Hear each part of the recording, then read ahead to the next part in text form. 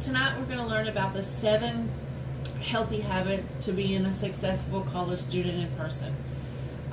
The first 3 that we're going to learn about is going to be a private victory. And I'm going to show you my little drawing here.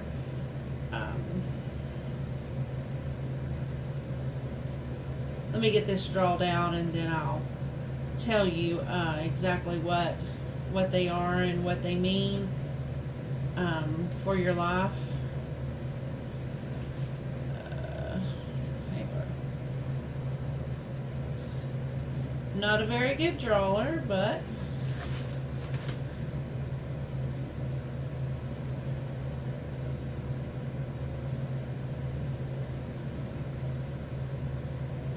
should have made it a little bit bigger, but it's okay. When you start off, you're dependent on others, and so as you get to the first habit, it's be productive. And when you're being productive, that means you are responsible for yourself, your education, your life, and anything that has to do with you. You have to be productive. And so we're going to put that on our diagram here.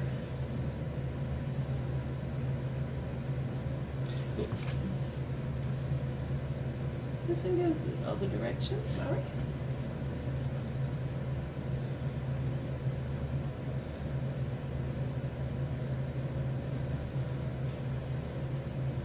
And number 2 on that is going to be begin with the end in mind. And so as you're trying to get yourself ready, you're responsible for your education, your life, and so forth. You want to see what your end accomplishment is going to be for college. So whatever your goal is that you have, make that goal. Make the plan of how you're going to accomplish it. So we're going to build on our plan to get us to that end goal. So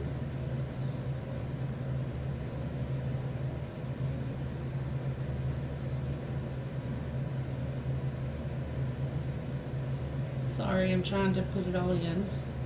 And after we begin with the end in mind, we're going to put the first things first. So whatever is most important in our education life, that's the first thing that we're going to do. So we're going to put first things first.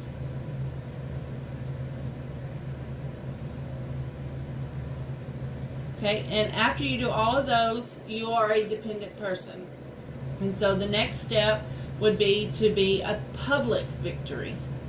And in that, we become more independent in our habits. We think win-win. We be mindful of others, but we stand up for ourselves.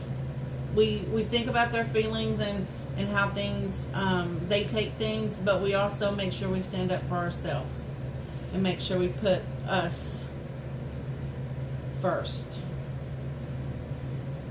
Sorry, gotta do my triangles here.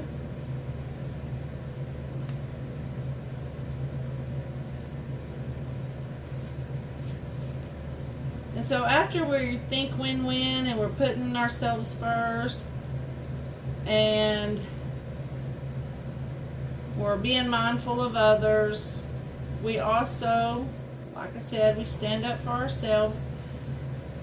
And the next thing we'll do is we're going to seek to first understand. So that comes along with being a good listener.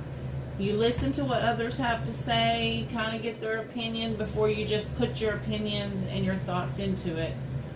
Because you may have thought about something, but once you listen to them and you truly listen instead of just talking, you might have learned something that, could have solved a problem or things like that. So it's helpful to be, to seek that understanding.